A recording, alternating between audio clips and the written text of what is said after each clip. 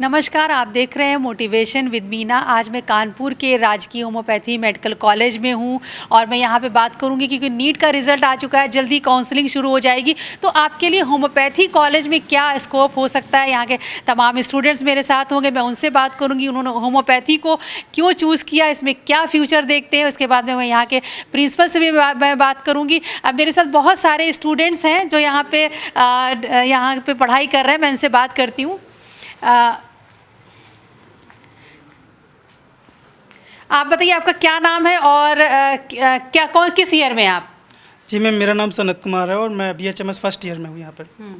आप कहाँ से आए हैं? मैं यहाँ ललितपुर ज़िले से आया हूँ। अच्छा, ये बताइए कि आपने क्यों होम्योपैथी में आना, होम्योपैथी के BHMS डिग्री आपने क्यों चूज़ किया? मजबूरी थी, अच्छे रैंक नहीं आए, या अभी जब आप पढ़ाई कर रहे हैं आप क्या स्कोप देख रहे हैं? BHMS में एडमिशन इसलिए लिया हमने क्योंकि अब जो आयुष का जो क्रेज है, होम्योपैथी का क्रेज है, वो अब एलोपैथी से भी मतलब बढ़ रहा है। एलोपैथी के कंपेरिजन मतलब लेवल पर आ रहा है, तो इसलिए हमने इसमें एडमिशन लेना सही समझा। ये बताइए, अभी आप फर्स्ट ईयर में हैं, इस कॉलेज में आए हैं, पढ़ाई कर रहे हैं, कैसा एक्सपीरियंस है? काफ़ी अच्छा एक्सपीरियंस है, काफ़ी सपोर्टिव सीनियर्स हैं, टीचर्स काफ़ी मतलब बहुत अच्छे टीचर्स हैं, पढ़ाई वढ़ाई अच्छी भी होती है, बहुत अच्छा मतलब कैंपस अच्छा है यहाँ पर। अच्छा, आपका क्या नाम है? मेरा नाम रूपक शर्मा है। मैं बरेली से हूँ। ये बताइए आपने होम्योपैथी क्यों चूज़ किया? होम्योपैथी एक ग्रोइंग पैथी है और इसका मतलब स्कोप भी अच्छा खासा बढ़ रहा है आयुष में इस समय। और ये अच्छा है, क्रोनिक डिजीज में भी इसका बहुत ज़्यादा उपयोग है, इसलिए ये अच्छा है और इसमें इंटरेस्ट भी आता है हम लोगों को, इसलिए चूज किया है। आप ये बताएं कि बहुत सारे स्टूडेंट्स जो हैं क्या कई बार वो नीट की अटेम्प्ट देते रहते हैं, उनके पास होम्योपैथी मेडिकल कॉलेज में आने का स्कोप रहता है, लेकिन उन्हें लगता है कि इसमें बहुत अच्छा स्कोप नहीं है, उन्हें फ्यूचर अच्छा नहीं दिखता, वो MBBS ही करना चाहते हैं। ऐसे स्टूडेंट्स को आप क्या मैसेज देंगे? नहीं, ऐसा कुछ नहीं है, स्कोप बहुत अच्छा है। इस समय आयुष में बहुत ज़्यादा काम भी कर रही है हमारी गवर्नमेंट, इसलिए इसमें कोई ऐसा बात नहीं है। ये अच्छी पैथी भी है और इसमें स्कोप भी अच्छा है। क्रोनिक डिजीज़ में इसका बहुत ज़्यादा उपयोग हो रहा है हमारे यहाँ, तो इसलिए ये अच्छी पैथी है। ऐसी बात नहीं है कुछ भी, मतलब ये है एलोपैथी का चीज़, लेकिन ये अच्छी चीज़ है। यहाँ पे हमको इंटरेस्ट आ रहा है। आपका क्या नाम है और किस शहर से हैं आप? सत्येंद्र मिश्रा, उन्नाव जिले से हैं। सत्येंद्र, आपने क्यों चूज़ किया और वैसे किस ईयर में हैं आप? ये हम फर्स्ट ईयर में हैं और BHMS का क्रेज बहुत बढ़ रहा है जब से आयुष मंत्रालय ये प्रधानमंत्री मोदी और योगी के समय से बहुत ज़्यादा आयुष पे मंत्रालय पे चल रहा है काम। और धीरे धीरे मतलब लोगों के प्रति जागरूकता बहुत कम है, क्योंकि लोगों को लगता है कि जैसे डिजीज़ हुई तो तुरंत एलोपैथी की तरफ भागते हैं, लेकिन अगर इधर की तरफ देखें तो ज़्यादा अच्छा है, क्योंकि धीरे धीरे इसका क्रेज बहुत ज़्यादा बढ़ रहा है। तो आने वाले समय में हो सकता है कि एलोपैथी से ज़्यादा लोग आयुष कोर्स को प्रेफर करें। अच्छा सत्येंद्र, आप यहाँ से डिग्री लेने के बाद आप फ्यूचर क्या प्लान है? आप सीनियर उसमें जाना चाहते हैं, रिसर्च करना चाहते हैं, PhD करना चाहते हैं, फैकल्टी बनना चाहते हैं, या बतौर होम्योपैथी डॉक्टर आप प्रैक्टिस करना चाहते हैं? प्रैक्टिस और फैकल्टी दोनों, क्योंकि फैकल्टी के साथ साथ प्रैक्टिशनल ज़्यादा बेटर है। साथ में पढ़ाएंगे भी और साथ में अपना क्लिनिक भी चलाएंगे। अच्छा ये बताइए, आपके बहुत सारे फ्रेंड्स होंगे जिन्होंने नीट का एग्ज़ाम दिया होगा, कुछ बच्चों का MBBS में सिलेक्शन हो गया होगा। जब बातचीत होती है, कहीं आपको लगता है कि नहीं कि ये मेरा नहीं हो पाया, ऐसी कोई फीलिंग आती है? नहीं, पहले मतलब शुरुआत में ये आती थी कि क्या कहते हैं कि नहीं हुआ तो बेकार लगता, लेकिन जैसे जैसे पढ़ाई में तो मज़ा आने लगा। तो अब ये है कि उधर तो जाने के जा सकते, लेकिन अब उधर नहीं जाना है, अब इधर ही अपना इसी में देखना है। अच्छा, तो यहाँ पे आप मतलब एंजॉय कर रहे हैं यहाँ की पढ़ाई का। अच्छा हाँ। अच्छा, इस कॉलेज के बारे में कुछ बताइए। ये जो आपका राजकीय होम्योपैथी मेडिकल कॉलेज कानपुर में है, यहाँ क्या क्या फैसिलिटीज़ है, क्या कैंपस है, कैसी लाइफ यहाँ एंजॉय कर रहे हैं आप? लाइफ कैंपस तो बहुत अच्छा है और टीचर और जितने सीनियर हैं वो सब साथ देते हैं, पढ़ाई से लेकर जितनी भी चीज़, फुल एंजॉयमेंट सब कुछ चलता है। तो टीचर उचर सब हेल्पफुल हैं। अच्छा अच्छा, आप कहाँ से आए हैं और क्या नाम है? My name is Saurabh from Bahraich ma'am. अच्छा सौरभ, आप बहराइच से आए हैं, आपने होम्योपैथी को चूज़ क्यों किया? मैम फर्स्टली तो मैं दोनों MBBS हो चाहे होम्योपैथी, दोनों को मैं इक्वल अपॉर्चुनिटी से मानता था। जब मैं स्टार्टिंग किया था +1 से +2 से जब भी, तो मैं गवर्नमेंट इस पर काम भी कर रही हो बहुत सारा। और मैम ये पार्टिकुलर के जैसे ऑटोइम्यून डिसऑर्डर हुआ, समथिंग जो लॉन्ग लास्टिंग वो डिसऑर्डर होते हैं, जिसमें इसमें बहुत ज़्यादा पार्टिकुलर केस पे बहुत ज़्यादा इफेक्टिव है हमारी होम्योपैथी मैम। तो इस पॉइंट ऑफ व्यू से मैं आगे चल के लाइफ में जो भी पेशेंट आए हैं हमारे, तो मैं कंफर्म करके उनकी कन्फर्मेटरी डिसीज़ को आगे क्योर करके उनको सही कर सकूँ मैं। अच्छा सौरभ, जैसे कि आप जब एलोपैथी और होम्योपैथी को कंपेयर करते हैं, अब एज ए स्टूडेंट आपको क्या लगता है कि आपको और रिसर्च में जाना चाहिए और इसमें अच्छी मेडिसिन को इंट्रोड्यूस करना चाहिए, या आप लगते हैं कि नहीं, लोगों को बस अवेयर करने की नहीं ज़रूरत है? मैम, जैसे फर्स्टली में देखा जाए तो हमारी एमबीबीएस में भी मेडिसिन चलती हैं और इसमें भी होम्योपैथी में हमारी कैलेंडुला चलती है मैम, तो इंजरी पार्ट के लिए बहुत सही होती है मैम। तो मैं ये नहीं देखता हूँ, बस जिस पैथी में आप हो मैम उसमें अपना एफर्ट डालो, और सबसे बेस्ट बात है कि आप पेशेंट को कितने तरीके से हैंडल कर सकते हो मैम। बस यही पॉइंट ऑफ व्यू से मैं आगे चल के इन फ्यूचर अपना पीजी मैम सोच रहा हूँ, मेहनत करूँगा तो निकलेगा, तो मैं इससे आगे बढ़ने का ट्राई कर रहा तो हूँ। आप फैकल्टी बनना चाहते हैं कि प्रैक्टिस करना चाहते हैं? Both I want. अच्छा अच्छा। और देखिए मेरे साथ और भी बहुत सारे स्टूडेंट्स हैं जिनसे मैं बात करूंगी कि अगर उन्होंने होम्योपैथी को क्या चूज़ किया और आगे वो क्या करने वाले हैं। आप बताइए क्या नाम जी है? मैम, मेरा नाम ज्ञान सिंह पटेल है, मैं इलाहाबाद का हूँ। अच्छा ज्ञान, आपने क्यों होम्योपैथी चूज़ किया? होम्योपैथी दरअसल जो है कि बहुत अच्छी एलोपैथी है, बेस्ट है, लेकिन लोगों को इसके बारे में बहुत मतलब कि कम मतलब कि जानते हैं इसके बारे में, लेकिन ये बहुत अच्छा है क्रोनिक डिजीज़ के लिए, इसका बहुत बढ़िया इफ़ेक्ट है। तो ये कहीं ये फीलिंग आती है कि नहीं, अगर एलोपैथी के डॉक्टर हैं उनकी बड़ी डिमांड होती है, हाई फीस लेते हैं, ज़्यादा उनको मतलब फाइनेंशियली ज़्यादा वो उनके लिए अच्छा स्कोप होता है, ऐसा लगता है कहीं? नहीं ऐसा कुछ नहीं, इसमें भी सब कुछ है, जिसमें है करने की ज़रूरत है, इसको और इम्प्रूव करने की ज़रूरत है, लेकिन लोगों में ऐसा है जो अच्छे हैं, जानते हैं, इसको यही सेलेक्ट करते हैं। इवन एमबीबीएस या एलोपैथी डॉक्टर भी होम्योपैथ को सेलेक्ट करते हैं। अच्छा, आप कह रहे हैं कि जो एलोपैथी डॉक्टर हैं वो भी पता लगा अपना इलाज करने के लिए उनको होम्योपैथी? बिल्कुल जी मैम, हाँ ऐसा होता है, मेरे यहाँ भी आते हैं, तो मेरे टीचर्स बताते हैं ऐसा है भी। बिल्कुल, मेरे साथ और भी स्टूडेंट्स हैं, मैं उनसे बात करूंगी। आप लोग आगे आएँ। हाँ, आपका क्या नाम है, कहाँ से आए आप, किस शहर से? नमस्ते मैम, मेरा नाम किशन सिंह राठौर है, मैं आजमगढ़ से हूँ। अच्छा किशन, आपने क्यों चूज़ किया होम्योपैथी? मैम मुझे ये पैथी इसलिए अच्छी लगी क्योंकि ये इसका क्या है कि एलोपैथी ऐसे कोई साइड इफ़ेक्ट्स नहीं है। क्या है कि एलोपैथी में बहुत से मेडिसिन स्टेरॉइड चलते हैं जिसके बहुत सारे साइड इफेक्ट हैं, लीवर ख़राब हो जाता है, ये वो है, तो इसके तो एक ये है बेनिफिट, और उसके बाद इसका क्रोनिक डिसऑर्डर में बहुत अच्छा ये एक्ट करती है ये मेडिसिन। और कोरोना काल में हम लोगों ने देखा कि एस्टेरॉइड इतने ज़्यादा दिए गए कि बहुत से लोग उससे परेशान हो गए। जी मैम बिल्कुल, कोरोना के दौरान जो ये स्टेरॉइड्स दिए गए उनमें लंग्स डिसऑर्डर बहुत आए हैं, बहुत कुछ है, लीवर का डिसऑर्डर है, और जबकि हम अगर होम्योपैथिक में अपना दवा यूज़ करते हैं तो उतना साइड इफेक्ट देखने को नहीं मिलता, और काफ़ी मरीज उससे सही भी हुए हैं। लेकिन एक बात होम्योपैथी में कहा जाता है कि भाई इसमें सर्जरी नहीं होती, तो बहुत सारी ऐसी डिसीज़ है जिनका क्योर आपको फिर एलोपैथी में ही जाना पड़ता है। जी मैम, ये है एक थोड़ा इसका डेमेरिट है कि सर्जरी नहीं कर सकते इसमें, पर बहुत से ऐसे सर्जरी हैं जैसे लाइपोमा वगैरह हुआ, उसका इसी में इलाज है, हर चीज़ की सर्जरी भी नहीं की जा सकती। जी मैम। कुछ डिसीज़ ऐसी होती है जिसमें आपको सर्जरी करने की ज़रूरत ही नहीं, होम्योपैथी उसको जड़ से ख़त्म करती है। जी मैम बिल्कुल बिल्कुल, वही तो क्रोनिक डिसऑर्डर में सिर्फ और सिर्फ होम्योपैथिक ही कर सकते हैं काम उसमें। अच्छा, जो स्टूडेंट्स इस बार नीट में पता अच्छे रैंक नहीं आई और होम्योपैथी का ऑप्शन उनके पास है, लेकिन वो एमबीबीएस के पीछे भागते हैं, तो आप ऐसे स्टूडेंट को क्या मैसेज देंगे? जी मैम, क्या है कि अपनी अपनी सोच है, ठीक है, जो एमबीबीएस करना चाहता है ठीक है, बीएमएस करना चाहता है ठीक है, लेकिन मेरा भी एक ऐसा सोच है कि होम्योपैथिक भी बहुत ही अच्छी पैथी है जो आने वाले दिनों में बहुत आगे जाने वाली प्रगति करने वाली है, इसका क्रेज बहुत बढ़ने वाला है। मेरे हिसाब से इसको भी देखना चाहिए नए युवा बच्चों को। Okay, thank you. Thank you. और भी बहुत सारे स्टूडेंट्स हैं मेरे साथ। आप का क्या नाम है, कहाँ से आए हैं आप? हम राजस्थान से हैं, नाम शंकर लाल कुमावत है। अच्छा, आप राजस्थान से और कानपुर का होम्योपैथी कॉलेज चूज़ किया आपने? हाँ, ये भी मतलब वहाँ राजस्थान में कॉलेज भी कम है और यहाँ मतलब बढ़िया है, कोई भी बढ़िया सुविधा है, देखा रहेंगे एक बढ़िया है, पढ़ाई भी बढ़िया होती है, कॉलेज में कोई कमी नहीं है, हर प्रकार की फैसिलिटी। तो राजस्थान से और यहाँ यूपी में कानपुर में क्या डिफरेंस लग रहा है? नहीं, सही डिफरेंस सेम ही है, मतलब कुछ भी डिफरेंस नहीं है। वहाँ पढ़ाई बढ़िया होती है, यहाँ मतलब कट ऑफ थोड़ी कम जाती है, वहाँ ज़्यादा जाती है। यहाँ कैंपस कैसा लग रहा है आपको? कैंपस बढ़िया है, कोई कमी नहीं है, बढ़िया। तो ये बताइए, एमबीबीएस का ऑप्शन नहीं मिला इसलिए आपने चूज़ किया, या आपको लगा कि नहीं ये बेहतर ऑप्शन है? हाँ नहीं, वो एमबीबीएस नहीं मिला, लेकिन ये भी बेस्ट है। मतलब जो एक बार 2 बार दिया था मैंने नीट, जो मिला था वही इसमें ये होम्योपैथी ले लिया, और ये बेस्ट है। इसमें मतलब पुराने रोगों में सभी में ये इलाज बेस्ट होता है। डॉक्टर बनना चाहते हैं या होम्योपैथी पढ़ाना चाहते हैं, फैकल्टी बनना चाहते हैं? नहीं, डॉक्टर बनना चाहते हैं, फैकल्टी नहीं बनना चाहते हैं। हम क्लिनिक चलाएंगे हमारा। तो कानपुर से यहाँ पढ़ने के बाद अपना राजस्थान में जाकर क्लिनिक चलाएंगे, यहीं खोलेंगे क्लिनिक? नहीं, राजस्थान में भी खोल लेंगे, यहाँ भी खोल लेंगे, देखेंगे वो तब आगे जाके। तो बीएचएमएस करने के बाद आगे क्या प्लान है? एमडी करना चाहते हैं, पीएचडी करना चाहते हैं, क्या करना चाहते हैं? हाँ, नहीं, पीजी करना चाहते हैं एमएससी बाद में, यूजी करने के बाद में। Okay, thank you. आइए। हाँ, अनुराग, आप कहाँ से आए, किस शहर से हैं आप? मैं महाराजगंज जिले से हूँ। मैं उत्तर प्रदेश के महाराजगंज जिले से। किस ईयर में हैं यहाँ पे आप? मैं फर्स्ट ईयर का स्टूडेंट हूँ।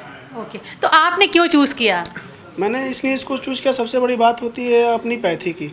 जैसे जब हम लोग नीट देते हैं, सबसे बड़ा मार्क देखा जाता है कितने हैं, कि सबसे पहले उसमें देखा कई लड़के ऐसे होते हैं, सोचते हैं कि कट ऑफ इतना गया है तो मेरा सिलेक्शन एमबीबीएस में होगा नहीं। तो ऐसी कोई बात नहीं है। अपनी हर पैथी हर अपने अपने कदम पर सबसे बड़ी डिपेंड करती है प्रैक्टिस पे। तुम प्रैक्टिस, कई ऐसे अभी एमबीबीएस डॉक्टर हैं जो प्रैक्टिस नहीं करते हैं, पास कर चुके हैं लेकिन अभी भी वैसे कई अभी बीएचएमएस कोई मतलब डॉक्टर उनसे नीचे हैं। अभी कई बीएचएमएस डॉक्टर हैं जो उनकी प्रैक्टिस अच्छी है, तो कई एमबीबीएस को मतलब टॉप पे हैं, उनसे टॉप पे हैं। सबसे बड़ी डिपेंड करती है प्रैक्टिस पे। और जो मेरे अब जो कॉलेज है मतलब राजकीय होम्योपैथी कानपुर का, इस कॉलेज की सबसे बड़ी अच्छी खासियत है कि कोई भी मतलब सब्जेक्ट हम लोग पढ़ते हैं, चाहे एनाटॉमी हो चाहे फिजियोलॉजी हो, तो यहाँ फैकल्टी सबसे अच्छी है। हर एक सब्जेक्ट की फैकल्टी 3 से 4 टीचर मतलब प्रोफेसर यहाँ पे अवेलेबल हैं। मतलब अभी कई ऐसे कॉलेज भी हैं जो प्राइवेट एमबीबीएस से कई हैं, उसमें अभी एनाटॉमी फिजियोलॉजी चलती है तो एक ही टीचर है, 2 ही टीचर में पूरा समेट देता है। इस कॉलेज में 4-4 5-5 टीचर लगे रहते हैं और यहाँ पे एकदम रेगुलर होती है, जो मतलब क्लास चलनी होती है पूरे 6 दिन चलती है पूरी क्लास। प्रैक्टिकल भी अच्छे से होती है हर चीज़ की। कई ऐसे कॉलेज में होती है कि ब्लड का सैंपल का मतलब जो मतलब प्रैक्टिकल है तो उनको कह दिया जाता है कि ये लिख लो, हो जाता है, लेकिन यहाँ हर चीज़ कराई जाती है, हर चीज़। अच्छा, तो नीट में आपका क्या परसेंटाइल था, कितने मार्क्स आए थे?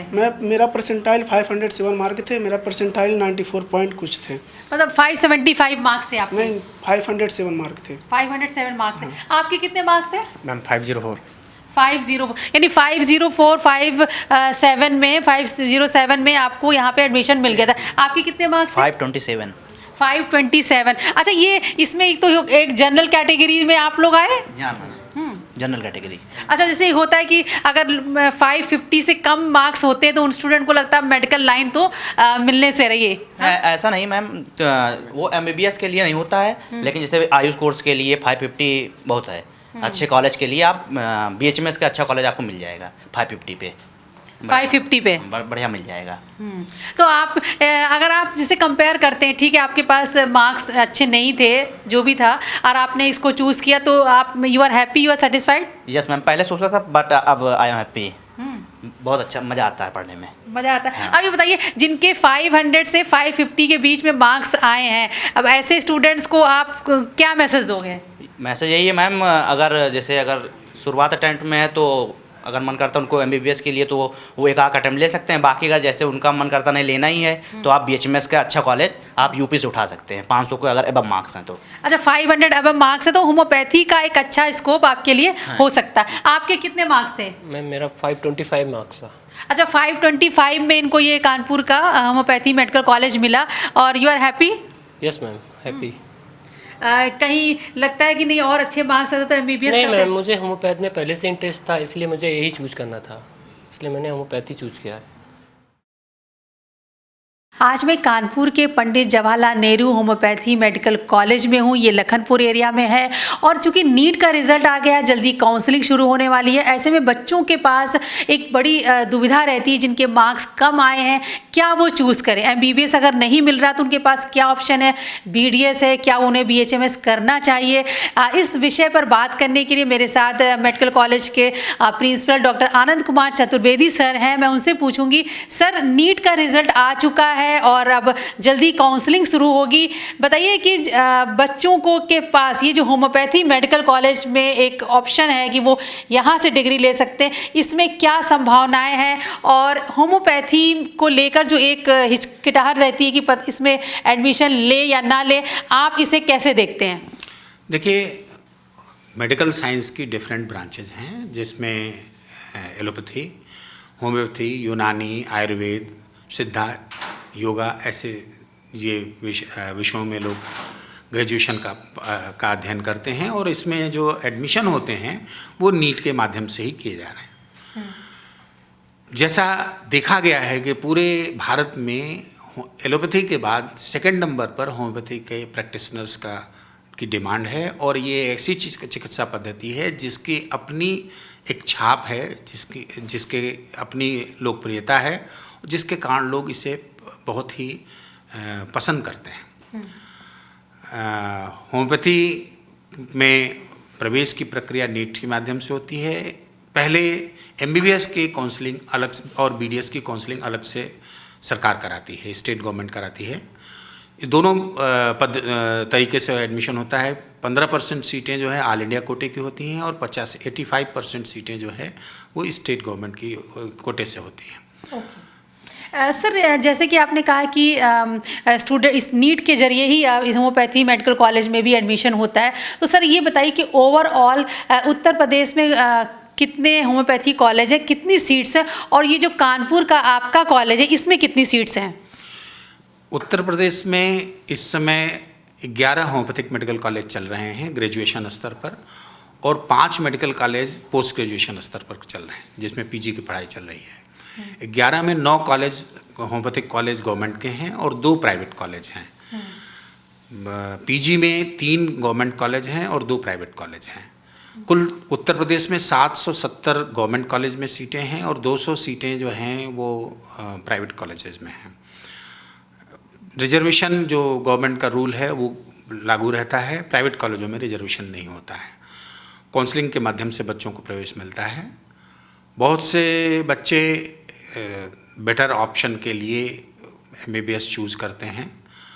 नो डाउट उसके बाद जो मेरिट है वो बढ़ती है आयुर्वेद, होम्योपैथी और बीडीएस में, डेंटल सर्जन्स में। ऐसा बहुत बार देखा गया है कि बच्चे बाकी दूसरे विधाओं में न जाके होम्योपैथिक लेना पसंद करते हैं। इस हमारे होम्योपैथिक कॉलेज कानपुर में इसमें 125 यूजी की सीटें हैं और 15 सीटें पीजी की हैं।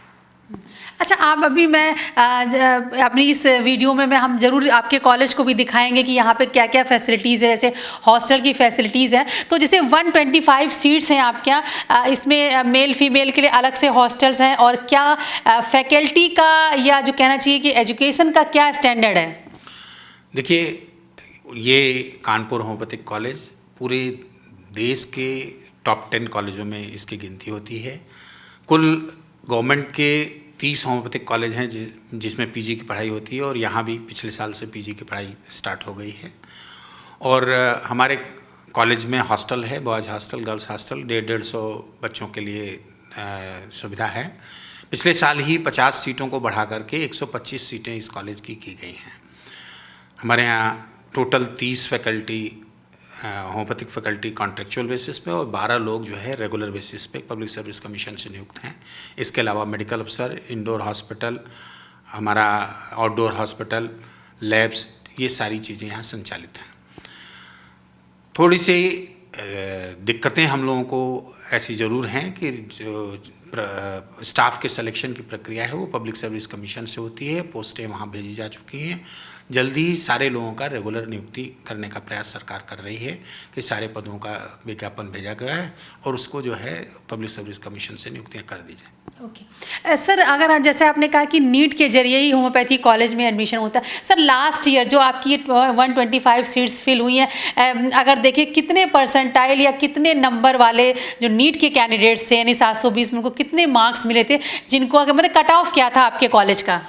देखिए, कट ऑफ जो है वो रिजर्वेशन के कारण से अलग अलग कैटेगरी में अलग अलग होता है। पिछले साल हमारे यहाँ एडमिशन में 92% जनरल कैटेगरी में, 82% जो है एससी कैटेगरी में और इसी के बीच में 85 के आसपास जो है ओबीसी कैटेगरी में था। इसके अलावा ईडब्ल्यूएस वालों जो वीकर सेक्शन का रिजर्वेशन है उसमें भी जो है 90% के आसपास यहाँ एडमिशन हुए थे। और चूँकि लखनऊ, कानपुर, इलाहाबाद ये तीनों पीजी कॉलेज हैं और ये बहुत पुराने कॉलेज हैं, तो इन कॉलेजों में जो है एडमिशन के लिए क्राइसिस रहती है। बच्चे चाहते हैं कि यहाँ एडमिशन लें और इन कॉलेजों में प्रवेश की प्रक्रिया में भाग लेते हैं और वो एडमिशन भी लेते हैं। ओके अच्छा सर, ये मैं अभी आपकी होम्योपैथी कॉलेज, चूँकि सर स्टूडेंट्स क्योंकि लाखों की संख्या में 14 लाख से ज़्यादा स्टूडेंट्स नीट में एग्ज़ाम में अपीयर होते हैं, लेकिन हमारे यहाँ एमबीबीएस की सीट्स बहुत लिमिटेड है। जैसे डॉक्टर चतुर्वेदी बता रहे हैं कि आपके लिए होम्योपैथी में यानी बीएचएमएस की डिग्री भी बहुत इंपॉर्टेंट है। सर सबसे पहले बताइए कि आपके यहाँ होम्योपैथी में कौन कौन सी डिग्री मिल रही हैं और ये इसमें फ्यूचर क्या है? देखिए, होम्योपैथिक में ग्रेजुएशन स्तर पर बीएचएमएस की डिग्री पूरे भारतवर्ष में दी जाती है। उत्तर प्रदेश में ये बीएचएमएस की डिग्री आगरा विश्वविद्यालय, भीमराव अम्बेडकर यूनिवर्सिटी आगरा विश्वविद्यालय के द्वारा परीक्षा आयोजित की जाती है। और अभी राष्ट्रपति महोदय ने गोरखपुर में एक आयुष विश्वविद्यालय की स्थापना की है।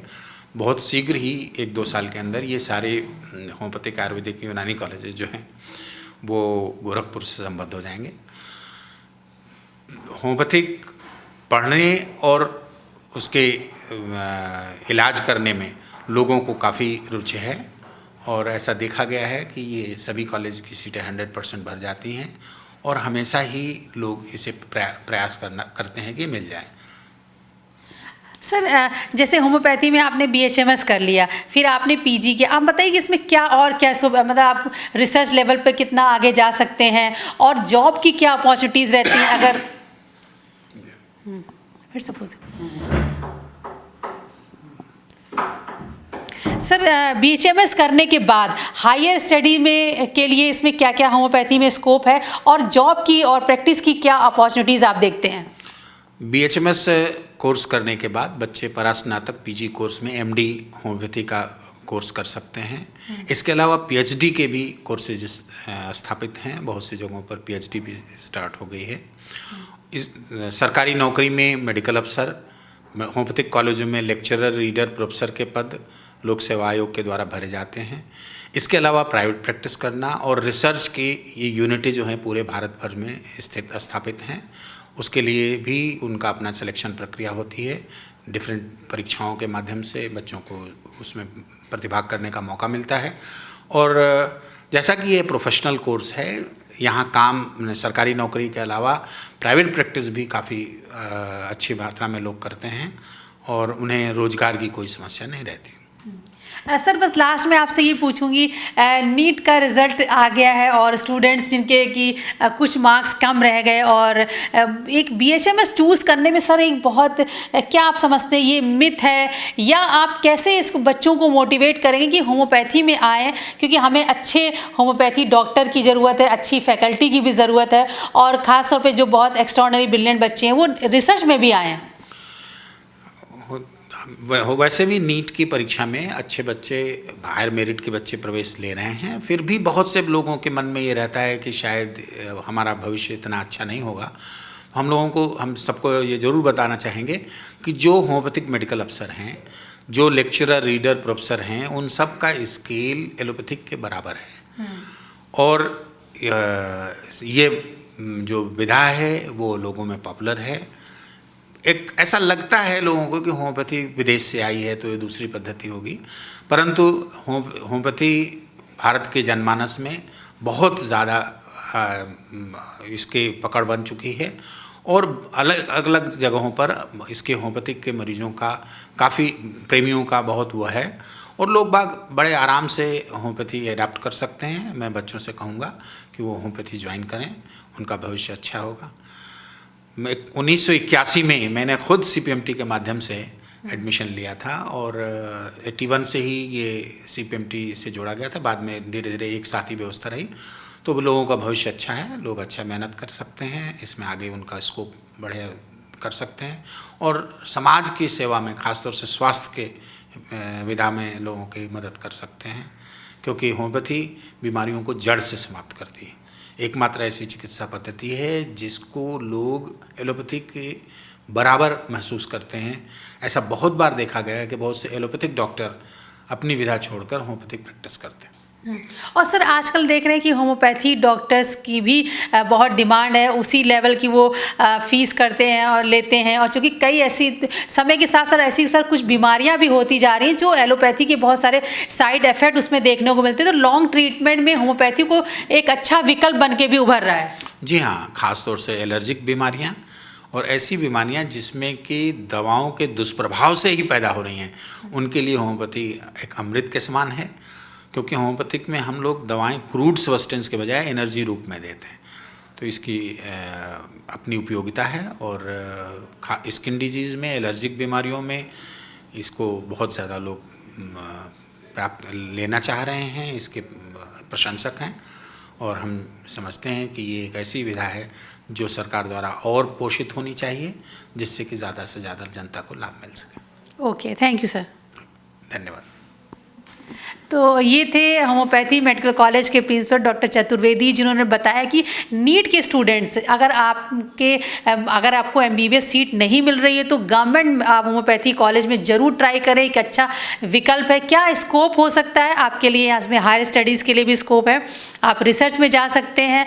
और जैसे कि सर ने बताया कि गवर्नमेंट जो डिपार्टमेंट्स होते हैं वहाँ पर आपको मेडिकल ऑफिसर या प्रैक्टिस भी करना चाहें तो एक अच्छा स्कोप हो सकता है। हम ज़रूर आपको इस मेडिकल कॉलेज के बारे में दिखाएंगे भी कि यहाँ पे क्या क्या फैसिलिटीज़ है। यहाँ पर भी जिस तरह से बाकी जो हॉस्पिटल्स होते हैं वहाँ की तरह यहाँ भी ओपीडी है, हॉस्पिटल है, क्या फैसिलिटीज़ होती हैं। और बतौर जब आप यहाँ पे पढ़ाई करने आते तो आपको प्रैक्टिस का पूरा मौका मिलता है, ताकि जब आप यहाँ से डिग्री लेकर निकले तो आपके पास काम करने का एक अच्छा एक्सपीरियंस हो।